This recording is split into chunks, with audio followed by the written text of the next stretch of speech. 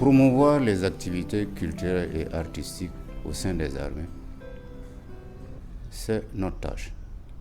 Et nous maintenir sur l'orbite des organisations internationales de musées, c'est aussi notre charge. Et au-delà de ça, l'armée jouit, le ministère de la Défense jouit de tout un patrimoine culturel militaire. Vous comprenez que on a donc une bonne part à apporter au ministère du tourisme, en abrégé. Voilà, dans ce sens. Une de nos missions, à laquelle d'ailleurs nous a commis nos chefs, c'est de voir comment on peut réécrire l'histoire militaire de notre armée. Mais avec une nouvelle donne. Vous n'êtes pas sans ignorer que la situation actuelle nous expose à l'épreuve de la lutte contre le terrorisme. Donc en réécrivant notre histoire, il faudrait qu'on prenne en compte cette dimension. On a dans le passé traversé de malheureuses guerres. Même nous, ça ne nous plaît pas d'en parler, parce que l'avenir est en train de nous démontrer l'absurdité justement de ces guerres passées-là. Mais ça a une histoire. Il faut l'écrire. Ça a des trophées. Il faut, là où sont ces trophées disséminés sur le territoire, dans les camps militaires, il faut pouvoir les collecter. Et les groupes armés utilisent des moyens, il nous arrive d'en avoir en trophée. Ne serait-ce que les échantillons, tout, il faut pouvoir donc les exposer dans un musée pour que la population qui vient en visite puisse visualiser vraiment les réalités de notre armée. Nous évoluons dans un environnement national et mondial, international, où il y a de grands rendez-vous culturels. À ce titre, je suis commis à ce que nous soyons présents à ces grands rendez-vous culturels.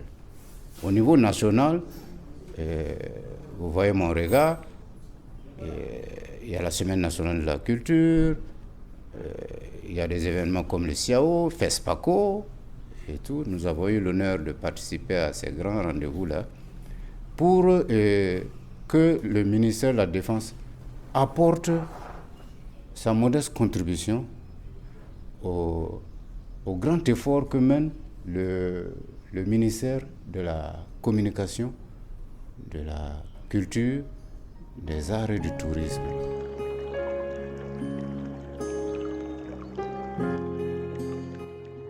Ce qui fait la force de l'armée, c'est sa discipline. L'armée est constituée de 5 corps. Il s'agit de l'armée de terre, l'armée de l'air, la gendarmerie nationale, les sapeurs-pompiers et le groupement central des armées. Mizana est reconnu comme le premier officier de l'armée burkinabé, voltaïque burkinabé. Voilà.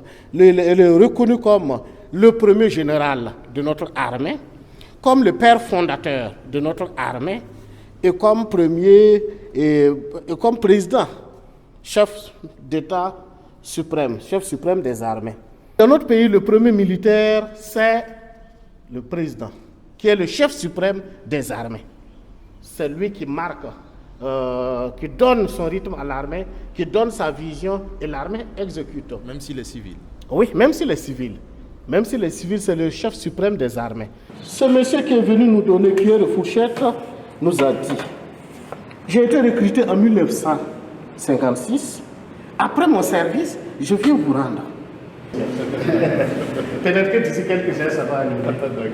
Alors, pour la conservation des objets, c'est pas facile parce que les normes recommandent à ce qu'on conserve certains objets dans des salles climatisées. Vous connaissez nos réalités avec des délestages à n'en pas finir. Donc, il y a ce problème qui se pose. Il y a l'exécution aussi des salles. Et il y a aussi le manque de matériel technique pour pouvoir vraiment bien conserver. Mais comme petit à petit on est en train de s'équiper, nous pensons qu'on arrivera à pouvoir répondre aux normes de conservation comme le veut la loi. On reste convaincu que dans beaucoup de familles, il y a des parents qui sont des anciens combattants, d'autres sont encore vivants, d'autres sont morts, qui ont des objets à caractère militaire, à valeur militaire, mais qui n'auront pas une longévité si ça reste justement dans ces cadres familiaux-là. Parce que les mesures de conservation n'y seront pas.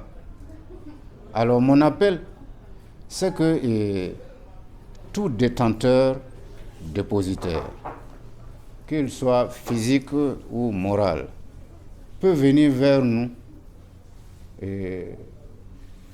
pour une cession d'objets. Peut venir et la cession peut être sous plusieurs formes. Soit on nous donne, soit on nous prête. Au-delà de ça, ça sera une marque de référence pour ces familles-là. Parce que quand nous recevons ces objets-là, on les enregistre, on les codifie, on les reporte sur le répertoire. On reverse tout ce volet-là au ministère de la Culture pendant les visites. Et lorsqu'on doit commenter ces choses, on est obligé de parler de la référence familiale ou de la référence du donateur. Voilà. Et je pense que tout cela peut concourir même à la valorisation de la mémoire justement des propriétaires de ces objets-là.